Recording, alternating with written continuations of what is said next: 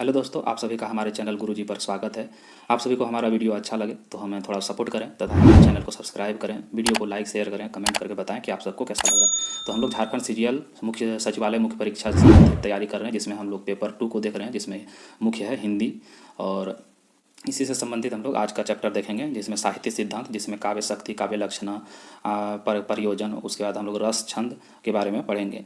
ठीक है, तो चलिए हम लोग बिना कुछ देरी किए आज का टॉपिक शुरू करते हैं। ठीक है, तो पहला है दोस्तों काव्य लक्षणा। ठीक है, तो काव्य लक्षणा क्या है? सर्वप्रथम काव्य लक्षणा की परिभाषा जो है वो भरत मुनि ने दिया। ठीक है, उसके अनुसार अर्थ और क्रिया, क्रिया यानी अभिनय, जो जो भी आप रचना करते हैं उसमें कुछ अभिनय होता है, काम होता है, तो उसको बोलते हैं, से युक्त काव्य होता है। ठीक है, यह उनका परिभाषा था काव्य लक्षणा के बारे में।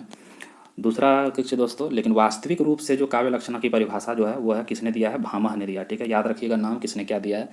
लक्षणा क्या है कि शब्द और अर्थ के सहभाव को काव्य कहते हैं। ठीक है, आगे हम लोग देखेंगे कि संस्कृत में काव्य लक्षण आचार्यों ने मुख्यतः 3 आधारों पर किया है, जो निम्न है। ठीक है, कौन कौन है? तो आगे हम लोग देखेंगे कि शब्द और अर्थ के आधार पर, दूसरा है शब्द के आधार पर, और तीसरा है रस और ध्वनि के आधार पर। ठीक है, आगे हम लोग देखेंगे काव्य हेतु। ठीक है, आगे हम लोग कहते हैं काव्य हेतु के बारे में पढ़ेंगे। काव्य हेतु यानी काव्य के कारण, क्या कारण है जिससे काव्य की रचना होती है या करते हैं, उसके बारे में। तो भारतीय काव्य शास्त्र में 3 काव्य हेतु माने गए हैं। ठीक है, कौन कौन? तो प्रतिभा, व्युत्पत्ति और अभ्यास। ठीक है, कि अगर प्रतिभा से भी कोई काव्य की रचना कर सकते हैं, व्युत्पत्ति यानी वो कुछ समझ के, और एक है अभ्यास, यानी अभ्यास करते करते भी कोई कविता की रचना करने लगते हैं। ठीक है, उसमें देखते हैं कि आचार्य भामह ने ग्रंथ, जो उनका एक ग्रंथ है काव्यालंकार। ठीक है, याद रखिएगा। प्रतिभा, व्युत्पत्ति जिसमें शास्त्र का ज्ञान, और अभ्यास को काव्य हेतु माना है, काव्य का कारण, काव्य रचना का कारण माना है। कि या तो प्रतिभा होना चाहिए, दूसरा व्युत्पत्ति यानी शास्त्र का ज्ञान होना चाहिए, और तीसरा अभ्यास, वो अभ्यास का जो करते करते जो है उसको उसका एहसास हो जाता है, वो काव्य की रचना करने लगते हैं।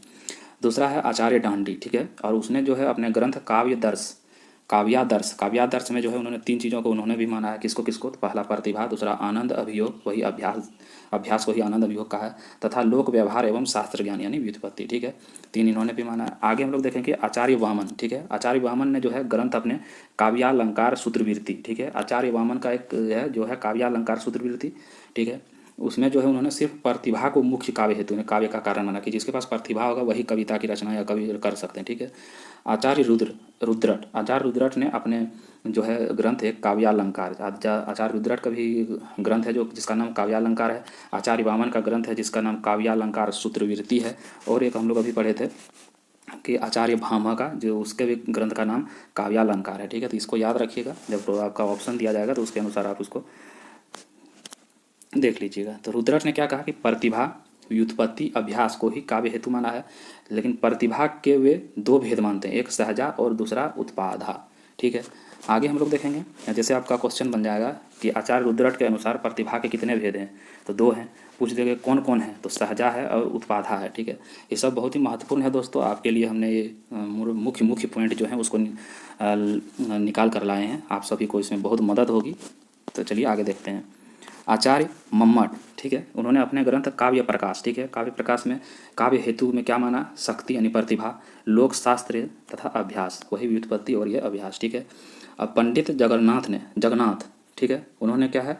रसगंधार, एक उनका रचना ग्रंथ है जिसमें उन्होंने प्रतिभा को ही मुख्य ग्रंथ माना है। ठीक है, मुख्य काव्य हेतु। अब देखते हैं कि तो इस अनुसार किसने किस चीज़ को अपना काव्य का हेतु यानी कारण माना है, उसके अनुसार 3 वर्गों में बांटा गया। ठीक है, प्रथम वर्ग है जिसमें प्रतिभा को जिन लोगों ने मुख्य काव्य हेतु माना है, यानी कविता रचना का कारण माना है, उसमें राजशेखर, वाग्भट, हेमचंद्र तथा जगन्नाथ है। ठीक है, तो अगर आपको बोल दे कि प्रतिभा के अनुसार कौन कौन कवि हैं, तो इन सब का नाम लिखिएगा। या प्रथम वर्ग में तो ये सब हो गया। द्वितीय वर्ग में जिन्होंने प्रतिभा, व्युत्पत्ति और अभ्यास तीनों को माना है, उसमें रुद्रट और मम्मट, ये सभी समन्वयवादी आचार्य भी इन लोगों को बोलते हैं, तो 2 हो गए। तथा तृतीय वर्ग, ठीक है, तृतीय वर्ग में जो है 3 है, प्रतिभा है। ठीक है, प्रतिभा को, लेकिन किंतु उन्होंने अभ्यास में भी काव्य परिणयन की बात करते हैं। ठीक है, इसमें एक ही है, वो है दंडी। ठीक है, तीसरा में। अब हम लोग आगे देखेंगे कि प्रतिभा 3 प्रकार के होते हैं। ठीक है, कौन कौन? पहला सहजा, जो पूर्व जन्म के संस्कारों से प्राप्त हो प्रतिभा है। दूसरा है आहार्या, जो शास्त्र अध्ययन और काव्य अभ्यास से प्राप्त प्रतिभा है। ठीक है, ये प्रतिभा है दोस्तों, यहाँ हो गया है। तो ये क्या है दोस्तों? कि आहार्या क्या है कि आपको आपने अध्ययन किया और अभ्यास किया, उसके अनुसार जब आप काव्य की रचना करने लगते हैं तो उसको आहार्या बोलते हैं। ठीक है, प्रतिभा का ये दूसरा हो गया। तीसरा क्या है, औपदेशिकी। ठीक है, जिसमें क्या है कि आप तंत्र मंत्र देवता गुरु आदि से प्राप्त प्रतिभा, ये भी सॉरी दोस्तों यहाँ भी प्रतिभा होगा। ठीक है, तो आप या तो तंत्र मंत्र से या देवता का पूजा पाठ करके अगर आपको कोई सिद्धि प्राप्त हो जाती है, या आप किसी गुरु के पास जाते हैं, वो आपको सिखाते हैं बताते हैं उसके अनुसार। ठीक है, राजशेखर ने कवि और सहृदय के आधार पर प्रतिभा के दो भेद किए हैं, कार्यित्री और भावयित्री। ठीक है, इसको याद रखिएगा कि किसके अनुसार ये दो भेद हैं, राजशेखर के अनुसार। ठीक है, आगे हम लोग देखेंगे आचार्य मम्मट ने, ठीक है, व्युत्पत्ति को एक नया नाम दिया था, क्या कि निपुणता। ठीक है, अगर बोल दे कि निपुणता, व्युत्पत्ति का नाम निपुणता है, वह किसने दिया है नामकरण इसका, तो आचार्य मम्मट ने। या अगर आपका क्वेश्चन बन जाए कि आचार्य मम्मट ने व्युत्पत्ति को एक नया नाम दिया था, वो क्या है, तो वो है निपुणता। ठीक है, याद रखिएगा। अब हम लोग देखेंगे दोस्तों आगे काव्य प्रयोजन। ठीक है, यानी काव्य का उद्देश्य, काव्य का जब कविता की रचना होती है उसका उद्देश्य क्या होता है। तो सर्वप्रथम भरत मुनि के नाट्य शास्त्र का उल्लेख होता है कि काव्य प्रयोजन के बारे में, जिसमें उन्होंने काव्य प्रयोजन का उल्लेख किया है। तो उसके बाद है भामह ने काव्यालंकार में दो बातों को आधार बनाकर काव्य प्रयोजन की चर्चा की है, क्या, कवि एवं पाठक, दूसरा केवल कवि। ठीक है, आचार्य दंडी ने वाणी को आधार मानकर ज्ञान की प्राप्ति और यश की प्राप्ति को दो दो भागों में उन्होंने बांटा है। ठीक है, आचार्य दंडी के अनुसार। आगे देखेंगे आचार्य वामन ने कर्ता को आधार बनाकर दृष्ट और अदृष्ट दो भागों में इन्होंने बांटा। आचार्य मम्मट का दृष्टिकोण समन्वयवादी रहा, इसको याद रखिएगा। आगे हम लोग देखते हैं साहित्य प्रयोजन, यानी साहित्य की रचना जो होता है उसका प्रयोजन क्या है। ठीक है, आगे हम लोग देखेंगे संत कबीर ने सिर्फ लोक मंगल यानी लोगों का कल्याण आदि को काव्य का रचना का प्रयोजन उन्होंने उद्देश्य माना है। तुलसीदास ने जो है लोक मंगल और आनंद दोनों को माना है कि लोगों का भलाई भी होगा और आनंद भी मिलेगा। सूरदास एवं कृष्ण भक्ति कवि ने जो है, कृष्ण भक्त कवि ने जो कृष्ण भगवान के भक्त थे, उन्होंने सिर्फ आनंद को ही काव्य प्रयोजन का कि आनंद के लिए रचना होती है सिर्फ। उसी प्रकार महावीर प्रसाद द्विवेदी, उसने दो माने, एक आनंद दूसरा ज्ञान की।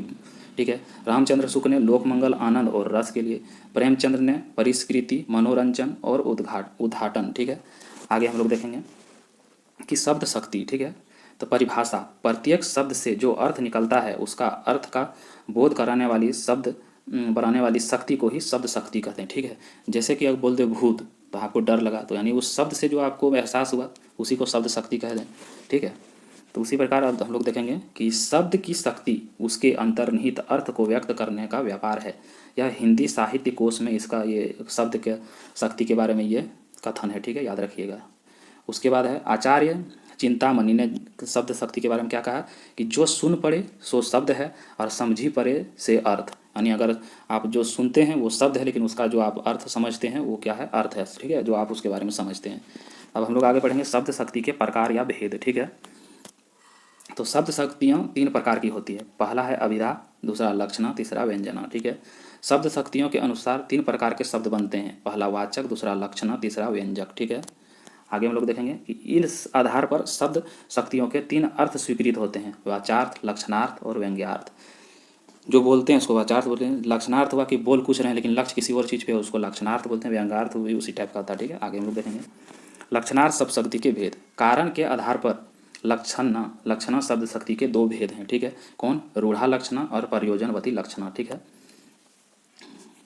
आगे हम लोग देखेंगे प्रयोजनवती लक्षणा के भेद, गौणी लक्षणा और शुद्धा लक्षणा होता है, लेकिन इसमें भी क्या है कि गौणी लक्षणा के दो भेद हैं। ठीक है, पहला है ये वाला स्वरूपा गौणी लक्षणा और दूसरा है ये वाला। ठीक है, साध्यावसना गौणी। ठीक है, उसी प्रकार शुद्ध लक्षणा जो है उसके दो भेद हैं, पहला है ये उत्पादन शुद्धा लक्षणा और दूसरा है लक्षण लक्षणा। ठीक है, याद रखिएगा इसको।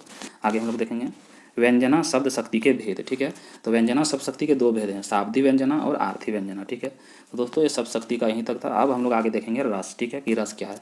तो रस की उत्पत्ति के स्रोत भरत मुनि के नाट्य शास्त्र से। अगर आपको बोल दे कि रस की उत्पत्ति का स्रोत कहाँ है, तो वो भरत मुनि के नाट्य शास्त्र में है। यह बोलते हैं रस की उत्पत्ति का स्रोत भरत मुनि के किस शास्त्र में है, तो उसका नाम है नाट्य शास्त्र। ठीक है, याद रखिएगा।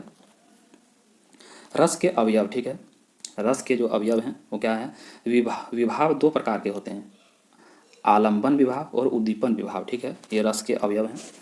उसके बाद अनुभाव दो प्रकार के होते हैं, सात्विक जिसमें 8 भेद हैं सात्विक के, और कायिक। ठीक है, उसी प्रकार होता है संचारी व्याभिचारी भाव की संख्या, जिसमें 33 है। आप लोगों को हम सिर्फ अभी उतना गहन में हो सकता है ना पूछे, इसलिए हमने सिर्फ आपको भेद बता दिए हैं। ये सबको याद रखिएगा, इंपॉर्टेंट है। ये 33 है। कौन? संचारी या व्याभिचारी भाव की संख्या कितनी है? 33। ठीक है, अब हम लोग आगे देखेंगे अस्थाई भाव। ठीक है, अस्थाई भाव में भरत मुनि के अनुसार 8 है। ठीक है, और अभिनव गुप्त के अनुसार 9 है, जिसमें उन्होंने शांत या निर्वेद, आप उसको ले सकते, उसको ऐड किया था, किसमें 8, और इसका एक शांत या निर्वेद जिसको बोलते हैं 9 हो गया। और अन्य आचार्यों ने 11 माने हैं, तो यानी 9 यहाँ तक हो गया था। उसके 2 स्नेह इसमें और जोड़ दिए, स्नेह और अनुराग। ठीक है, तो इस तरह 11 हो गए। तो हम लोग देखेंगे कि 8 भेद जो हैं भरत मुनि के अनुसार कौन कौन है और उसके क्या रस हैं। ठीक है, तो अस्थाई भाव रति है। ठीक है, उसका रस जो है श्रृंगार है। अस्थाई भाव शोक है, जिसका रस करुण है। क्रोध जो है वो अस्थाई भाव है, जिसका रस रौद्र है। विस्मय जो है वो अस्थाई भाव है, लेकिन उसका रस जो है वो अद्भुत है। उसी प्रकार निर्वेद जो है अस्थाई भाव है, लेकिन शांत क्या है? उसका रस है। आगे हम लोग देखेंगे हास, हास जो है वो उसका जो रस जो है ये अस्थाई भाव है, और हास्य जो है उसका रस है। उसी प्रकार उत्साह जो अस्थाई भाव है, लेकिन उसका रस वीर होता है। उसी प्रकार भय जो अस्थाई भाव है, लेकिन उसका रस जो है भयानक रस बोलते हैं उसको। उसी प्रकार जुगुप्सा जो है ये है अस्थाई भाव है, लेकिन विभत्स जो है उसका रस है। और आगे हम लोग देखेंगे 2 वात्सल्य रति, ये जो आपका भाव है अस्थाई भाव, लेकिन इसका रस कौन सा है? तो वात्सल्य रस हो गया। उसके बाद भगवत विषयक रति, ये ठीक है, इसको बोलते हैं भक्ति रस। ठीक है, ये अस्थाई भाव है इस, और ये है रस। ठीक है, आगे हम लोग देखेंगे कि श्रृंगार रस को रस राज या रसपति कहा जाता है। ठीक है, याद रखिएगा। आगे हम लोग देखेंगे कि भरत मुनि को काव्य शास्त्र का प्रथम आचार्य माना जाता है। तो किसको काव्य शास्त्र का प्रथम आचार्य माना जाता है? तो भरत मुनि को। ठीक है, भरत मुनि को काव्य शास्त्र का प्रथम आचार्य माना जाता है, याद रखिएगा, इंपॉर्टेंट है। भरत मुनि को रस संप्रदाय का प्रवर्तक माना जाता है, दोनों को याद रखिएगा, इंपॉर्टेंट है। आचार्य मम्मट 11वीं सदी रस संप्रदाय के प्रतिष्ठापक थे। ठीक है, आगे हम लोग देखेंगे आचार्य मम्मट ने काव्यानंद को ब्रह्मानंद सहोदर कहा है। ठीक है, यहाँ से आपका क्वेश्चन बन सकता है कि आचार्य मम्मट ने काव्यानंद को क्या कहा है? तो ब्रह्मानंद सहोदर। ठीक है, या अगर पूछ दे कि ब्रह्मानंद सहोदर जो है वो काव्यानंद को किसने कहा है? तो आचार्य मम्मट ने। ठीक है, उसी प्रकार आचार्य राम शुक्ल ने रस को लौकिक माना है। ठीक है, तो अगर आपको बोलते कि रस को लौकिक किसने माना है? तो आचार्य रामचंद्र शुक्ल ने। ठीक है, आगे हम लोग देखते हैं छंद। ठीक है, तो इसका परिभाषा क्या है कि वर्ण मात्रा पद यति गण आदि के नियमानुसार प्रयोग से युक्त रचना को क्या बोलते हैं? छंद बोलते हैं। ठीक है, आगे हम लोग कुछ महत्वपूर्ण छंद के बारे में भी पढ़ेंगे। तो चलिए आगे हम लोग देखते हैं कि छंद का सर्वप्रथम उल्लेख जो कहाँ मिलता है? और ऋग्वेद में। ये क्वेश्चन आपका इंपॉर्टेंट है। छंद के निम्नलिखित अंग हैं। ठीक है, क्या क्या अंग हैं? तो हम लोग देखेंगे। पहला है चरण पद या पाद। ठीक है, दूसरा है वर्ण और मात्रा, तीसरा है वर्ण मात्रा की संख्या और क्रम, चौथा है गण। ठीक है, पांचवा है गति, छठा है यति या विराम, और सातवां है तुका। ठीक है, तो हम लोग बारी बारी से एक एक करके देखेंगे। चरण पद या पाद, तो छंद के प्रायः 4 भाग होते हैं, इनमें से प्रत्येक को चरण कहा जाता है। ठीक है, यानी छंद की जो रचना होती है 4 लाइन, 4 आप लोग देखते होंगे लाइन होता है। ठीक है, इस तरह। तो इसमें जो प्रत्येक लाइन जो है इसको एक एक चरण बोलते हैं। ठीक है, 4 चरण हो गया। उसी प्रकार हम लोग पढ़ेंगे वर्ण और मात्रा। ठीक है, तो वर्ण या अक्षर, वर्ण को ही अक्षर कहते हैं। एक स्वर वाली ध्वनि को वर्ण कहते हैं, चाहे वह ह्रस्व हो या दीर्घ हो। ठीक है, वर्ण 2 प्रकार के होते हैं, ह्रस्व वर्ण और दीर्घ वर्ण। ठीक है, दीर्घ को बोलते हैं गुरु। ठीक है,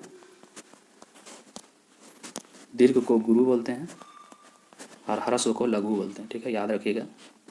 आगे हम लोग देखते हैं मात्रा। ठीक है, मात्रा वर्ण या अक्षर ध्वनि के उच्चारण काल को मात्रा कहते हैं, कि किसी वर्ड को आप जब उच्चारण करते हैं तो उसका समय जो लगता है उसके अनुसार आपको मात्रा आता है। ठीक है, तो ह्रस्व वर्ण अक्षर के उच्चारण में जो समय लगता है उसे 1 मात्रा बोलते हैं।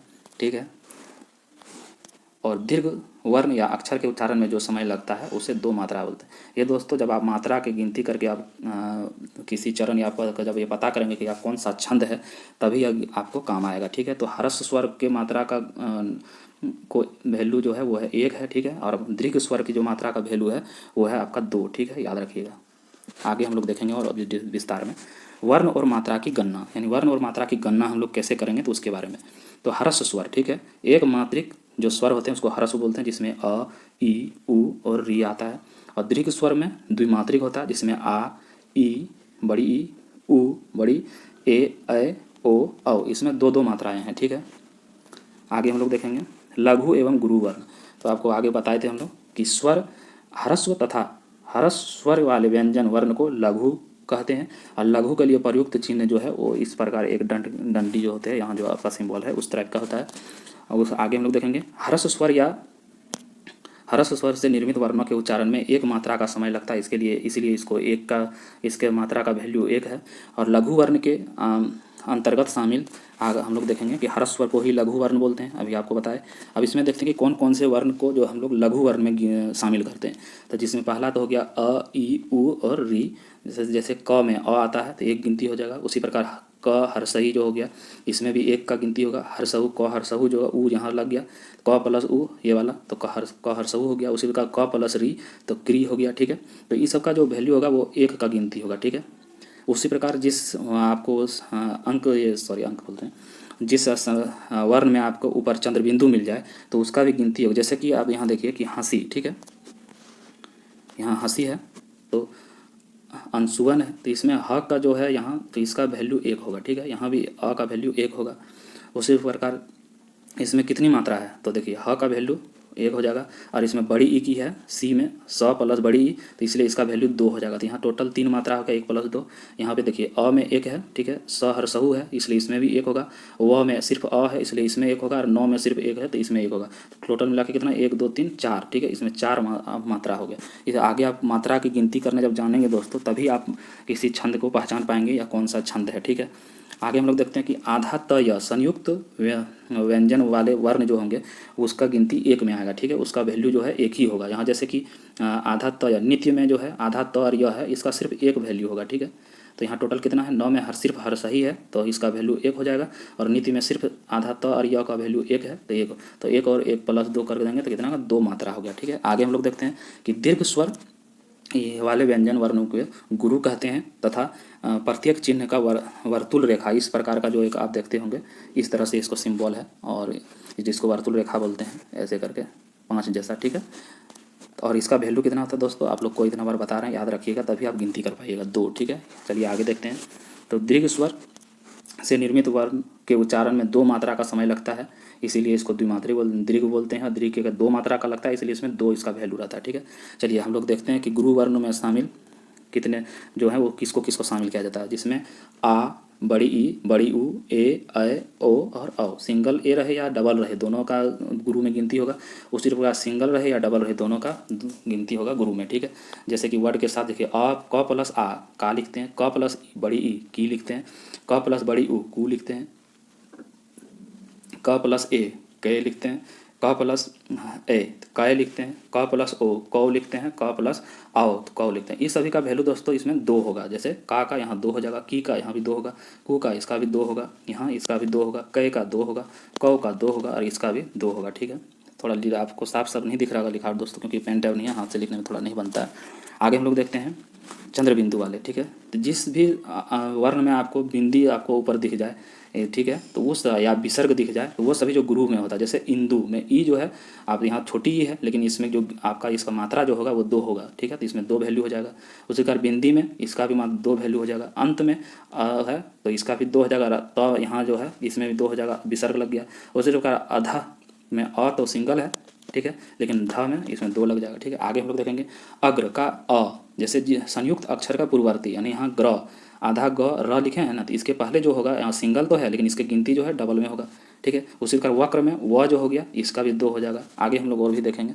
उसी प्रकार हलंत, ठीक है, जहाँ भी आपको हलंत वाला दिख जाए कोई भी शब्द अगर उसमें हलंत वाला बीच में है तो हलंत के पहले जो होगा उसका वैल्यू दो हो जाएगा, ठीक है।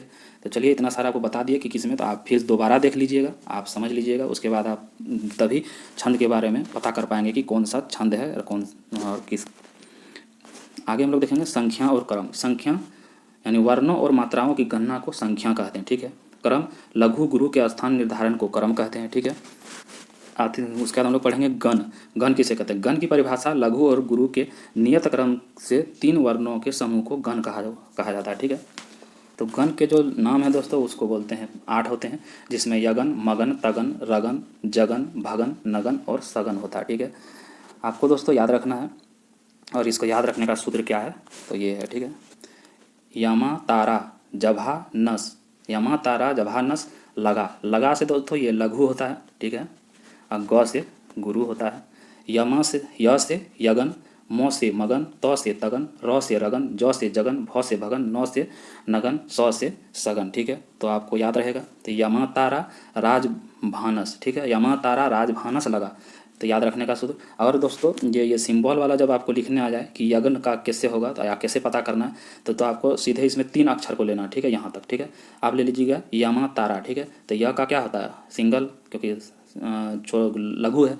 माँ में जो है दीर्घ है, तो इसमें दीर्घ को कैसे हम लोग ऐसे 5 जैसा सिंबल्स लिखते हैं, उसी प्रकार ता में फिर अगर आपको माँ का निकालना है दोस्तों, तो फिर आपको उसी प्रकार लेना होगा। कहाँ से? माँ से निकालना है ना, तो माँ से 3 वर्ड लेना है यहाँ से। तो इसमें देखिए ये लिखाएगा सिंबल ऐसे, फिर ऐसे, फिर ऐसे, नहीं तीनों है। देखिए मगन में तीनों ऐसा है। फिर आपको अगर आप पता करना है किसका, तगन का, तो यहाँ से 3 ले लीजिए। देखिए यहाँ डबल और यहाँ सिंगल। ठीक है, ऐसे ये सिंबल है दोस्तों, याद रखिएगा इस टाइप का। तो देखिए यहाँ दिखा रहे हैं आपको हम आगे। देखिए तगन का यहाँ उसी प्रकार आप आगे सबका निकाल सकते हैं, जिसका भी आपको निकालना है। जैसे यगन का निकालना तो यहाँ से 3 लीजिए, मगन का निकालना है तो यहाँ से 3 ले लीजिए, तगन का निकालना है तो यहाँ से 3 लीजिए। इस तरह करके आप निकाल सकते हैं। लास्ट वाला में तो लास्ट में यहाँ से यहाँ का ले लीजिए 3, इसीलिए इसको लगा, लघु और गुरु को यहाँ शामिल किया गया। जैसे सगन का क्या होता है, ये देखिए स में सिर्फ अ है तो 1 हो जाएगा, ल में सिर्फ अ है 1 हो जाएगा, और गा में देखिए आ है, तो इससे इसका सिंबल बड़ा वाला 2 मात्रिक होता है इस टाइप का। तो आपको अभी हम दिखा रहे हैं आगे। ठीक है, सगन का। तो देखिए सगन में है ना सिंगल और फिर एक डबल वाला। तो इस तरह दोस्तों इसको याद रखिएगा और आप आसानी से निकाल सकते हैं। चलिए आगे हम लोग पढ़ेंगे गति। तो गति क्या है? तो छंद के पढ़ने के प्रवाह या लय को गति कहते हैं। यानी कोई भी छंद या उसको जब आप पढ़ते हैं तो एक लय होता है, उसको पढ़ने का तरीका, उसको बोलते हैं गति। यति को ही विराम बोलते हैं, यानी बीच में जो कॉमा, विषम आदि बोधक आदि चिन्ह जो आते हैं, जब आप रुकते हैं कहीं सांस लेने के लिए, तो उसको छंद बोलते हैं। ठीक है, छंद में नियमित वर्ण या मात्रा पर सांस लेने के लिए रुकना पड़ता है। इसी रुकने के स्थान को यति या विराम कहा जाता है। ठीक है, आगे हम लोग देखेंगे तुक। छंदों के पदांत जो वर्णों अक्षरों का समानता पाई जाती है उसे तुक कहते हैं। और इसके 2 भेद हैं, तुकांत और अतुकांत। यानी जिसमें तुक मिल गया उसको तुकांत, जिसमें नहीं मिला उसको अतुकांत। ठीक है, छंद के 4 भेद होते हैं। कौन कौन? वर्णिक छंद, जिस छंद के सभी चरणों में वर्णों की संख्या समान होती है उसे वर्णिक छंद कहते हैं। आगे हम लोग देखेंगे वह मात्रिक छंद। ठीक है, तो मात्रिक छंद मात्रिक छंद के सभी चरणों में मात्राओं की संख्या एक समान रहती है, उसको मात्रिक छंद कहते हैं। और मात्रिक छंद के 3 प्रकार होते हैं। कौन कौन? आगे हम लोग देख लेते हैं। एक होता है सम मात्रिक छंद, वह छंद जिनके चारों चरणों की संख्या, उनकी नियोजन क्रम समान होता है, उन्हें सम मात्रिक छंद कहते हैं। और सम मात्रिक छंद में कौन कौन से छंद आते हैं दोस्तों? तो चौपाई आती है, गीतिका आती है, रोला आती है, सरसी आती है, हरि गीतिका आती है, रूपमाला, तोमर, आल्हा आदि। ठीक है, इसको याद रखिएगा, इंपॉर्टेंट है। आगे हम लोग देखेंगे अर्ध सम मात्रिक छंद। आपको कोई छंद दे देगा, उसमें आपको पूछ देगा ये सम मात्रिक है, अर्ध सम मात्रिक है, विषम मात्रिक है, तो आपको उसको पहचानने के लिए आप इसको याद रखिएगा। वह छंद जिनकी सम तथा विषम चरणों की मात्राएं समान होती है उसे अर्ध सममात्रिक छंद कहते हैं। अब देखिए सम और विषम नहीं समझ पा रहे होंगे तो आपको बताते हैं। जैसे 4 चरण होते हैं, पहला, दूसरा, तीसरा और चौथा। तो 1, 2, 3 और 4, तो ये 1 और 3 विषम हो गया, 2 और 4 सम हो गया। ठीक है, तो सम से सम और विषम से विषम, याद रहेगा। आगे हम लोग देखते हैं। तो इसके उदाहरण जैसे में बरवे, दोहा, सोरठा और अलल्ला। ठीक है, ये चारों क्या है? अर्ध सममात्रिक के छंद हैं। अगर वो बेरवे होंगे तो अर्ध सममात्रिक होगा, दोहा होगा तो अर्ध सममात्रिक होगा, सोरठा होगा तो अर्ध सममात्रिक। और ये सबको पहचानने का जो नियम है आगे आपको हम बताएंगे। विषम सममात्रिक छंद, तो वह छंद जिनकी सभी चरणों की मात्राएं भिन्न भिन्न होती है उन्हें विषम सममात्रिक कहते हैं। ठीक है, इसमें जो है कुंडलिया, जिसमें दोहा और रोला का मिला हुआ रहता है। उसी प्रकार छपय जो है वो रोला और उलाला का होता है। ठीक है, अब हम लोग देखेंगे उभय छंद। ठीक है, 3 उसमें था, तो पहला था और अभी हम लोग देखेंगे तीसरा क्या है? अभय छंद। जिन छंदों में मात्रा और वर्ण दोनों की समानता एक साथ पाई जाती है उसे उभय छंद बोलते हैं। मुक्त छंद किसे कहते हैं? तो कविता का वह रूप जो किसी छंद विशेष के अनुसार नहीं रची जाती है उसे ही तुकांत, मुक्त छंद या तुकांत कहते हैं। ठीक है, अब देखते हैं हम लोग इम्पोर्टेंट कि चौपाई किसे कहते हैं। तो चौपाई में 4 चरण होते हैं। ठीक है, प्रत्येक चरण में कुल 16 मात्राएं होती है। इनमें चरण के अंत 2 गुरु अथवा 2 लघु होते हैं। अगर गुरु होंगे कितने? 2 गुरु हो जाएगा और 2 लघु हो जाएगा। ठीक है, यानी 2 मात्रा वाला 2 जगह आएगा और 1 मात्रा वाला भी 2 आएगा। ठीक है, अब चरण को समझा देते हैं। 1, 2, 3, 4। ठीक है, प्रत्येक चरण में 16 मात्राएं होंगी। ठीक है, प्रत्येक में 16 होगा। आप गिनती करने आगे बताएंगे आपको कैसे गिनती करते हैं। और लास्ट में यहाँ पे जब जो वर्ड मिलेंगे उसमें 2 या तो लघु होगा या दो गुरु होगा। ठीक है, आगे हम लोग उदाहरण देखते हैं। इसमें क्या है कि नित नूतन मंगल पूर माही निमिष सरिस दिन जामिनी जाही बड़े भोर भूपति मनि जागे जाचक गुण गण गावन लागे। तो अब पहले तो इसमें आपको गिन के देखना पड़ेगा। पहले चरण देखिए, पहला चरण ये है, दूसरा चरण ये है, तीसरा चरण ये है और चौथा चरण ये है। प्रत्येक चरण में 16-16 मात्राएं होगी। तो आपको मात्रा गिनने हम सिखा दिए हैं, आप वीडियो को पॉज करके आराम से गिनिएगा। पहले एक आपको हम दिखा रहे हैं। ठीक है, देखिए यहाँ न में जो है हर सही है तो इसका एक होगा। त में सिर्फ त अ है तो इसका एक होगा। इसको सिर्फ हम सिंबल लिखते हैं। ठीक है, यहाँ न में एक, त में एक, नू में दुर्घ बड़ी है तो इसमें दो, त में सिंगल है एक, अ न अ आता है सिर्फ तो इसमें एक, म में अंशकार आ गया तो इसमें दो, ग में अ सिर्फ आया तो इसका एक, ल में सिर्फ एक, हरसऊ है तो इसमें एक, र है एक, म आ गया तो इसमें दो, ही अब बिंदी भी आ गया और बड़ी भी आ गया तो भी इसमें दो। ठीक है, तो कितना हो गया 2 4 6 8, ऊपर में 8 हो गया और इधर से 1 2 3 4 5 6 7 8, यहाँ भी 8। तो टोटल मिला के कितना हो गया इस पद में, एक वाले पद में इसमें 16 मात्रा हो गया। उसी प्रकार इसमें 16 होगा, इसमें 16, इसमें 16। ठीक है, तो ये हो गया आपका चौपाई का उदाहरण। ठीक है, लास्ट में क्या बोले थे दोस्तों कि दो या तो लघु आ जाएगा या दो गुरु। ठीक है, तो आप देखिए यहाँ दोनों में इसमें आ गया, दोनों में लघु गुरु आ गया, ज आ, ठीक है, जा आ गया और ही बिंदी वाला आ गया तो इसमें भी आ दोनों है। अब यहाँ देखिए इसके लास्ट में क्या है, इसमें भी दोनों लघु गुरु है। ठीक है, तो यानी दो या तो लघु आएगा या दो गुरु आएगा। देखिए ला, इसका भी दो है, इसका भी दो है, दो मात्रिक है इसके लिए इसको लघु गुरु बोलते हैं और जिसमें वो एक मात्रिक होगा उसको लघु बोलेंगे। ठीक है, चलिए आगे हम लोग समझाते हैं। दोस्तों इतना मेहनत करके आपको कोई नहीं बताएगा, तो चलिए आगे आपको हम बता रहे हैं दोहा छंद। तो दोहा छंद किसे बोलते हैं तो इसका परिभाषा है, सॉरी दोस्तों, दोहा अर्ध सममात्रिक छंद होता है। ठीक है, इसमें प्रथम चरण तथा तृतीय चरण में 13 और द्वितीय चरण तथा चौथे चरण में 11। ठीक है, तो चरण के बारे में आपको बताए थे, फिर से समझा दे रहे हैं। 1 2 3 4। ठीक है, तो ये 1, ये 2, ये 3 और 4 यानी विषम तृतीय, पहला और तृतीय इसमें कितना होगा 13 होगा, इसमें भी 13 मात्रा होगा और दूसरा और चौथा इसमें कितना होगा 11 मात्रा होगा, इसमें भी 11 मात्रा होगा। ठीक है, याद रखिएगा इसको, पहचानने का नियम आप इसको गिनत करके निकाल सकते हैं। आगे देखते हैं आपको। श्री गुरु चरण सरोज रज निज मन मुकुर सुधारी वर्ण रघुवर विमल जसु जो जाय फल चारी। ठीक है, इसमें कौन कौन से चरण हैं दोस्तों, तो आपको अभी दिखा रहे हैं हम। ये पहला चरण है, ये दूसरा है, ये तीसरा है, ये चौथा है। पहला और तीसरा में विषम चरण इसको बोलते हैं, इसको सम चरण बोलते हैं। इसमें सम में जो है 11 होगा और विषम में कितना होगा 13 होगा। ठीक है, चलिए गिन के दिखाते हैं आपको एक। देखिए यहाँ श्री बड़ी ई आ गया तो इसका मात्रा 2 होगा।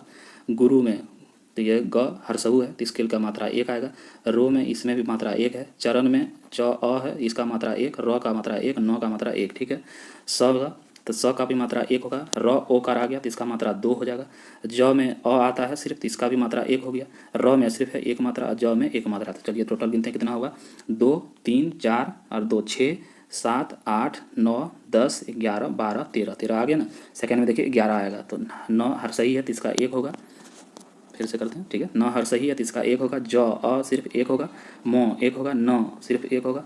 क में दोनों में हरसहु तीनों में तो सिर्फ इसमें भी 1 1 1 हो गया। स हरसहु 1 होगा। धा आ गया तो इसमें 2 हो जाएगा। री हर सही है तो 1 होगा। ठीक है, गिनती कीजिए 1 और 2 3, 1 2 3 तो कितना होगा 1 और 2 3 और 1 4 5 6 7 8 9 10 11 तो 11 आ गया। तो 13 और 11 का जब आपको कॉम्बिनेशन मिले तो आपको ये इसको क्या बोलते हैं दोस्तों दोहा छंद। ठीक है, आगे हम लोग देखते हैं सोरठा।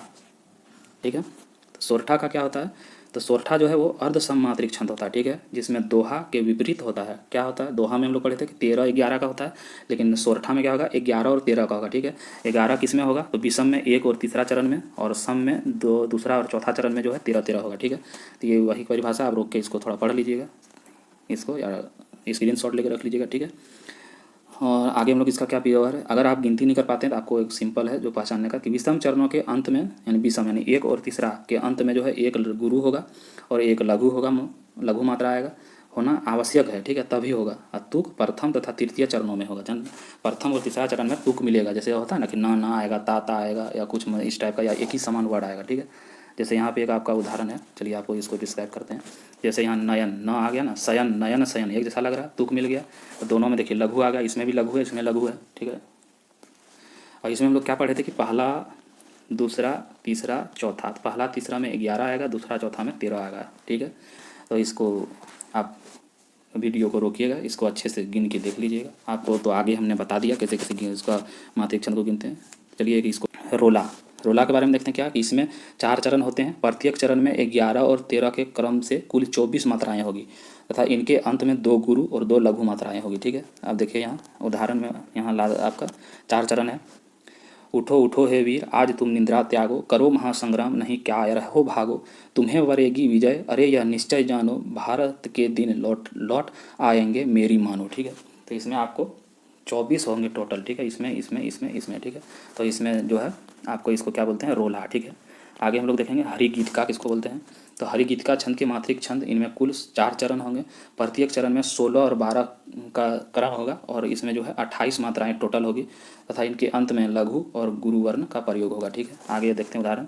इसमें तो 4 चरण होंगे।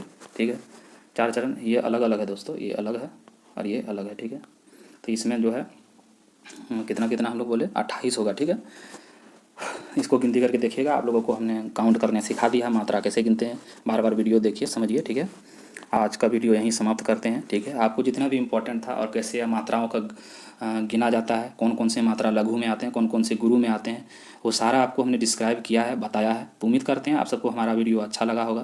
तो आप हमारे वीडियो को शेयर करें, लाइक करें, हमको सपोर्ट करें तथा हमारे चैनल को सब्सक्राइब करें। दोस्तों, आप सभी का बहुत बहुत धन्यवाद।